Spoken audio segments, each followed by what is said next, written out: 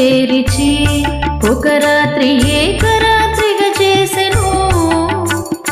ఆదివారము పూటను అష్టమి దినమందు జన్మించెను. తలతోను జన్మమైతే తనకు బహు మోసంబు వచ్చుననుచు ఎదురు కాళ్ళను పుట్టెను.